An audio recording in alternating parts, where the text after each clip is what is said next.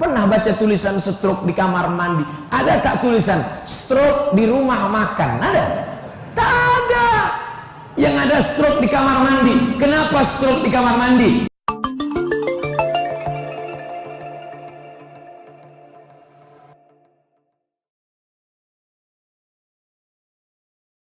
Lalu tujuan untuk sholat berjamaah itu apa? Tujuan sholat berjamaah membentuk pribadi yang disiplin. Sholat subuh sekarang di Kuala Enok jam berapa? Jam 9? 4.59. Sholat subuh di Kuala Enok jam 4.59. Tiba-tiba pada malam ini capek, besok bangun jam 6.59. Allahu Akbar, Allahu Akbar.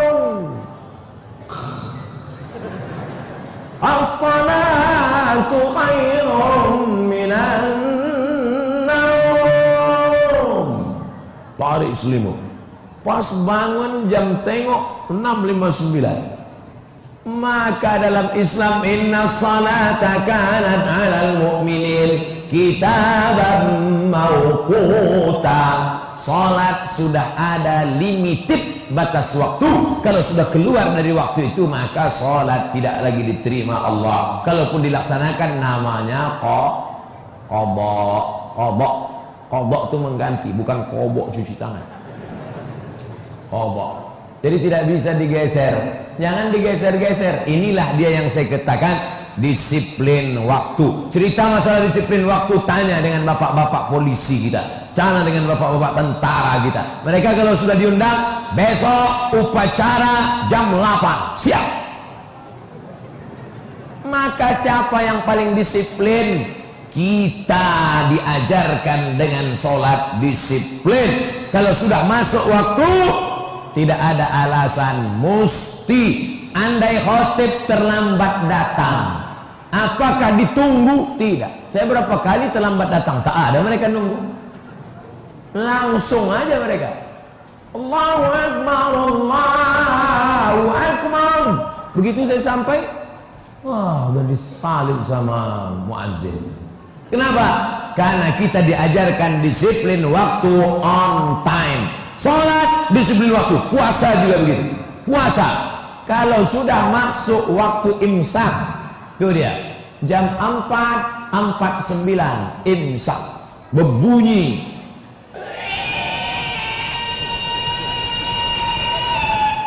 habis baterai. Kalau sudah berbunyi itu, maka itu artinya stop. Azan subuh, stop. Tidak bisa digeser. Kalau gitu aku geser aja lah. Tadi sahur jam berapa? Jam 6. Nanti bukanya jam 9. Bisa? Mana bisa? Kita diajarkan disiplin. Tentara, polisi kalau sudah upacara, tengok yang menjaga di depan istana, tegak dulu. Disangka orang patung, dikasihnya bulu ayam, bersin juga. Dalam sholat kita diajarkan disiplin. Ada jamaah Masjid Nurul Jamaah. Jamaah Masjid Nurul Jamaah. Ada sholat di Masjid Kuala Enok, orang yang sholat matanya nengok-nengok ke atas, ada?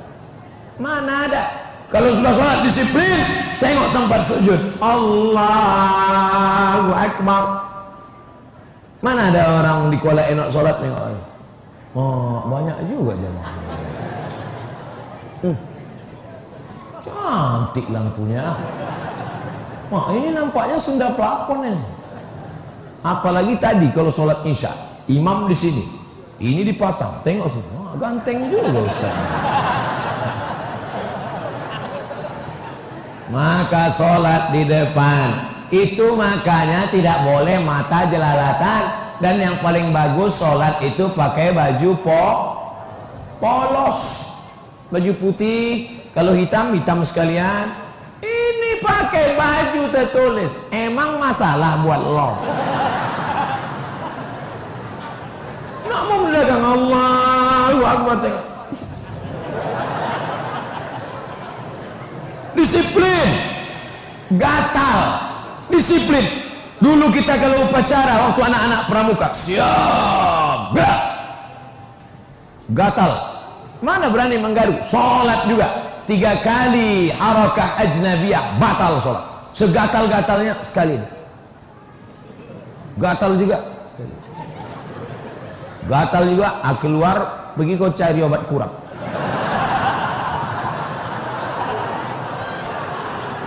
Disiplin. Disiplin.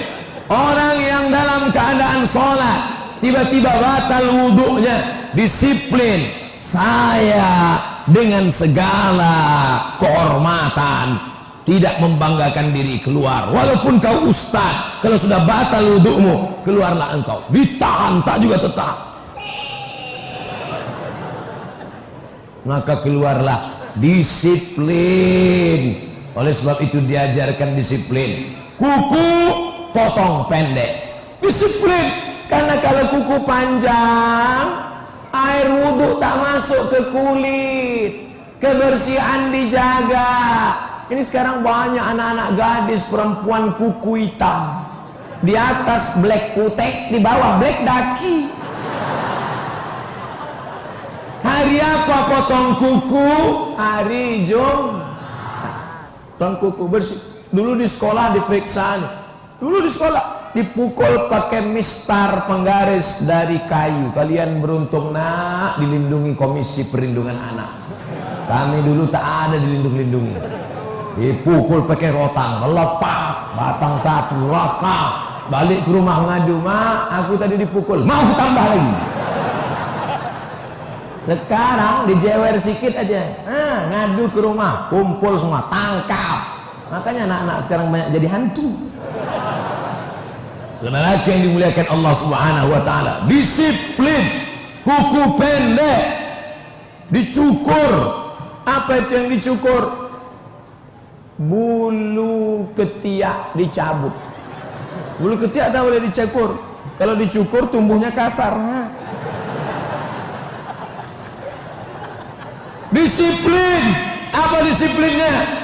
Laula an asyqa ala ummati, kalau tidak memberatkan bagi umatku, la amartuhum bisiwak, aku suruh mereka bersiwak. Apa itu siwak? Untung gigi saya tak terlalu putih. Gigi Ustaz kenapa tak putih? Saya pergi ke dokter gigi. Dokter gigi. Dokter, tolong putihkan gigi saya. Macam-macam artis tuh.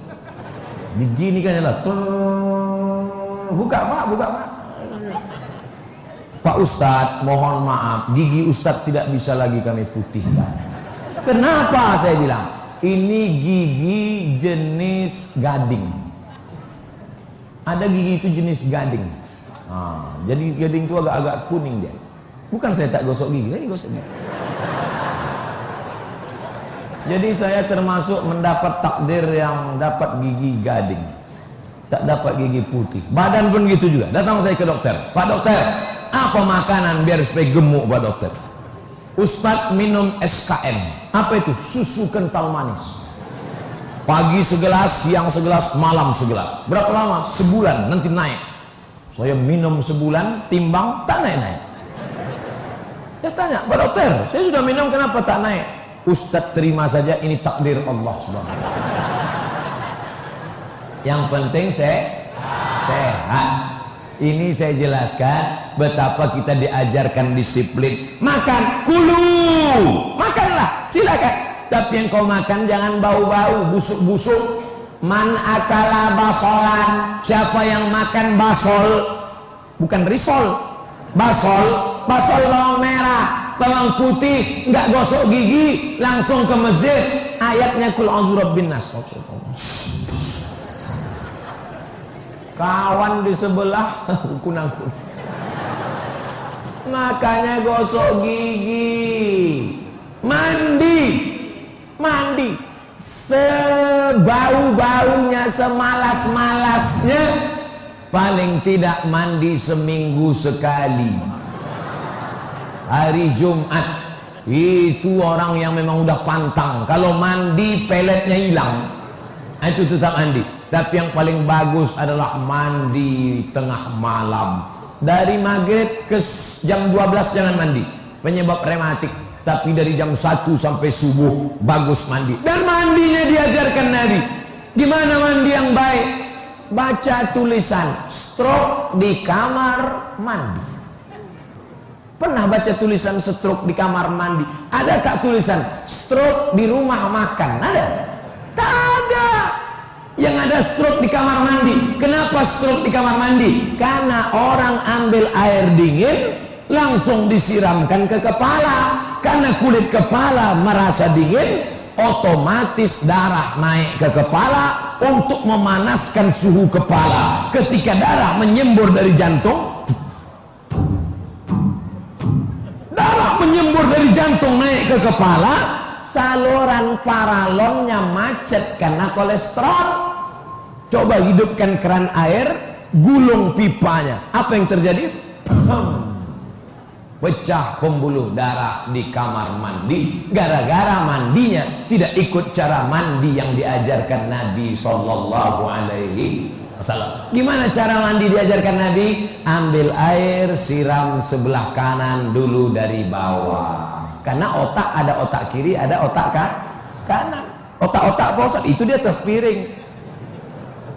Ambil air, siram dulu dari bawah, lutut, paha sebelah kanan, terasa dia merinding naik ke atas. Habis itu baru sebelah kiri, habis itu baru dari tengah. Sampai mandi pun disiplin diajarkan Nabi Muhammad Sallallahu Alaihi Wasallam. Idza kuntum ila shalah, kalau kamu mau salat, fagsilu wujuhakum, basuh muka, cuci muka.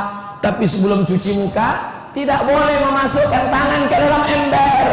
Idza staiqaza ahadukum min naumihi, kalau kamu bangun tidur, tiba-tiba tanganmu kau masukkan, jangan. Kenapa tidak boleh memasukkan tangan ke dalam ember? Karena kau tak tahu tadi malam tanganmu nginap di hotel mana.